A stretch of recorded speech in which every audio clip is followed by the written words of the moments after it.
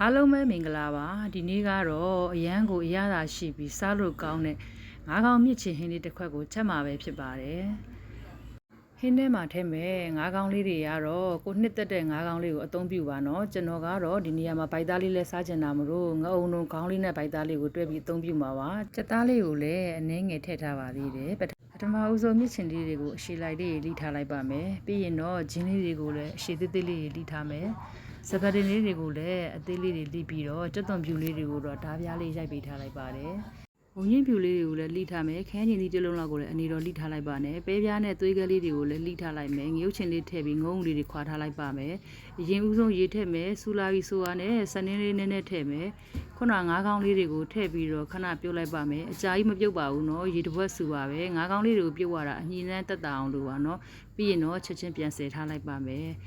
ချက်သားလေးတွေကိုလည်းအရသာနှက်ပြီးတော့ခဏလုံးပေးထားလိုက်ပါမယ်ပြီးပထမဦးဆုံးစီပူလာပြီးဆိုတာနဲ့ဂျင်းလိထားလေးတွေကိုစီတက်လိုက်ပါမယ်ပြီးရင်ကြက်သွန်ပြူလေးထည့်ပြီးစီတက်မယ်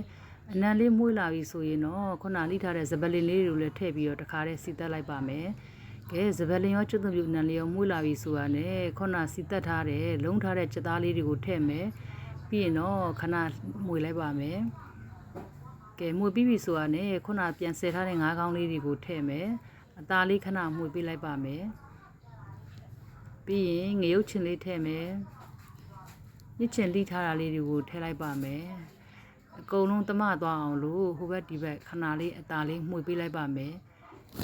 မှွေပြီးပြီဆိုတာနဲ့ရေလေးထည့်လိုက်ပါမယ်ရေစူလာပြီဆိုတာနဲ့အရသာအတွက်ကြက်သားမုံလေးထည့်မယ်စားလေးထည့်မယ်ချိုမုံအနှဲငယ်နဲ့ကြားလေးအနှဲငယ်ကိုလည်းထည့်လိုက်ပါမယ်ငပြားရည်ထမင်းစားဆုံးတစ်စုံနဲ့ရှာလကာရည်အနှဲငယ်တွေကိုလည်းထည့်လိုက်ပါဦးမယ်အရသာနှံ့သွားအောင်လို့ခဏမှုပေးလိုက်ပါမယ်ပြီးရင်တော့တမယာသည့်အချင်းတဲလေးလည်းပါကျင်လာလို့နှစ်ချမ်းလောက်ကိုညှစ်ပြီးထည့်လိုက်ပါမယ်ကဲပြီးစူလာပြီးဆိုတာနဲ့ပဲပြားလေးရဲ့သွေးကလေးရဲ့ကိုထည့်မယ်ငုံလေးတွေကိုလည်းအကုန်ထည့်ပြီးတာနဲ့မြစ်ချင်လေးကျသွားတဲ့အထိအောင်မိမိမြင့်လေးနဲ့တည်ပေးထားလိုက်ပါမယ်ပေါ်မှာထနေတဲ့အမြုပ်ကလေးတွေကိုလည်းကျွန်တော်ကတော့ဖယ်ပစ်ပေးလိုက်ပါတယ်ဒါမှအညီနံလေးလည်းတက်တာအောင်လို့ပါနော်နောက်ဆုံးမြစ်ချင်လေးလည်းကျလာပြီဆိုတာနဲ့ငရုတ်သီးလေးချမ်းထားတာလေးတွေကိုထည့်ပါမယ်ခဲညင်သီးလိထားတာလေးတွေကိုလည်းထည့်မယ်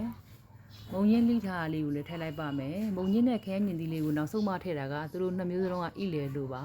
ခဲညင်သီးနဲ့မုံညင်းဖြူလေးလည်းဣသွားပြီမြစ်ကလေးတွေလည်းကျသွားပြီဆိုရင်တော့နောက်ဆုံးမှအပေါ်ကနေပြီးတော့ရှမ်းနန်လေးဖြူပြီးပြီဆိုတာနဲ့အရန်ကိုရတာရှိတဲ့ငါးကောင်မြစ်ချင်ဟင်းလေးတစ်ခွက်ရပါပြီရှင်